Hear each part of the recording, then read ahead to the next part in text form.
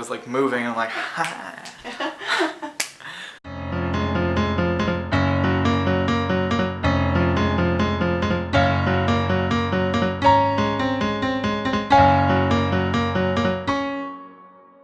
Hey everyone, this is Corey from Weekly Geekly, and before I start today's video, I want to give a shout out to someone whose birthday it is today. Her name is Ritika. She is one of my best friends here at college. I've probably known her since like the first or second day that I came to school. Maybe, if that's not true, I don't know. This is how we treat Ritika on her birthday. We blindfold her and walk her downtown. But she was one of my first subscribers on my YouTube channel. She really encouraged me to do, all of this, and so I think she deserves a proper shout out. So if you guys all want to say happy birthday to Ritika, you'll probably be in your room alone saying it, but if you scream it loud enough, I'm sure she'll hear you. So do that. Okay, so with that all aside, I'm gonna get on to today's topic, which is strangers. I mean, you gotta, not people that you know, but the strange ones. The people that we're told to avoid as kids with stranger danger, that give you the candy. I'm talking about those people, but how nice they are, how lovely strangers are, because strangers are amazing. It's like when you're driving in your car and you come up to a stoplight that's much too longer as red than it should be. You're fairly certain it's broken, but you're jamming out and you're jamming out to your jam. You're feeling yourself in the car jamming. You don't care who's watching you. And I'm talking about back when radios were the prime method of getting music, to where if your jam came on, it was a special occasion. Pull out the streamers. Rolling in the Deep is on the radio. So you are blown. You are screaming at the top of your lungs like you're a professional, and you're not. And so you look over next to you and there's a person in the other car who's also jamming. They're feeling themselves, you're feeling yourselves, and you realize you're feeling yourselves on the same song. I mean, that's the best inter-stranger bond that you could have with someone. You're just feeling each other, not in a sexual way though, musically. So that. Also, if you go to a baseball game or any sporting event or a movie, and there is someone, usually a very tall, a girl that's just got an abnormally large butt, she's standing in front of you, blocking your section, not just you, but several others, from the screen or the play or the kickoff or the scoring of the thing. And so all of you kind of rally together into this vigilante group to defend your right to watch this performance or game, and so you all very sternly but politely say, "Excuse me, could you move, please?"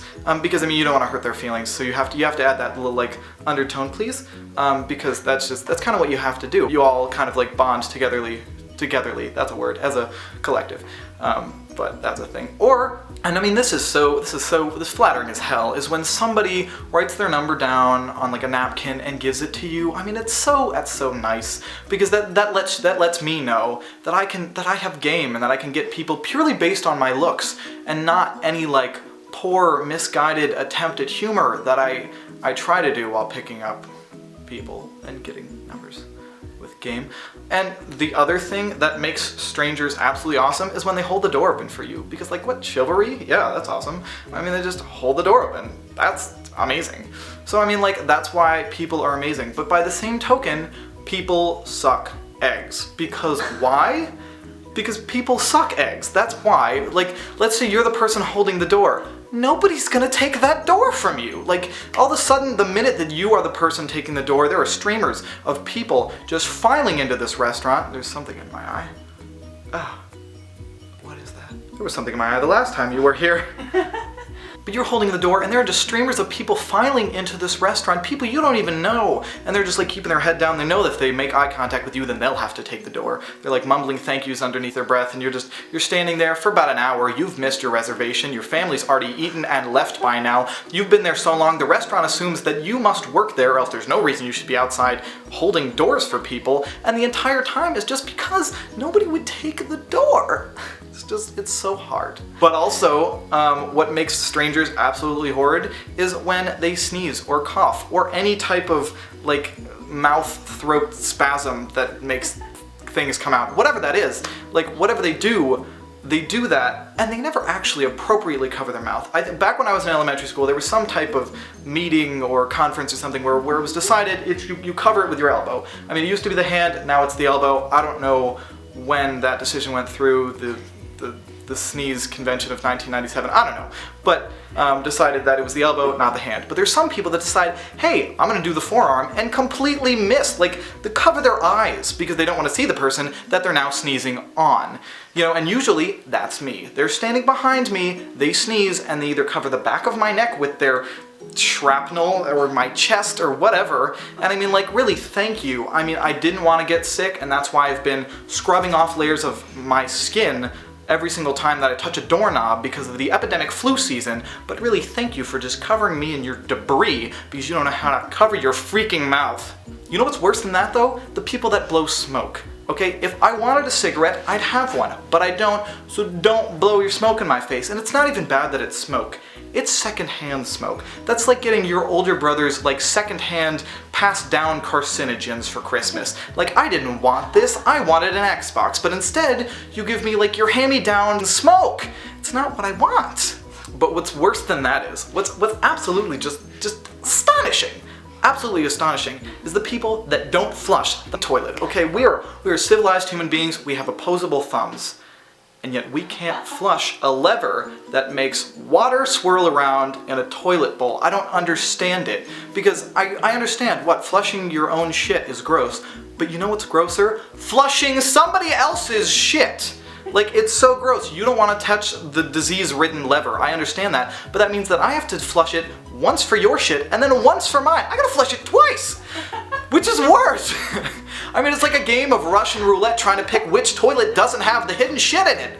And it's horrible. I absolutely, I hate it. I just learn to flush your own shit. But what's worse is, and this, I pray this only happens with guys, I pray this doesn't happen with girls, wipe the seat off. For the love of God, if this happens with girls, God help you, there's nothing you can do. But guys, you're like freaking stormtroopers, you can't aim, and you're just peeing all over the place. You're getting the stall walls, and got the paper dispenser, and the courtesy sheet thing, but you're getting everything but the bowl.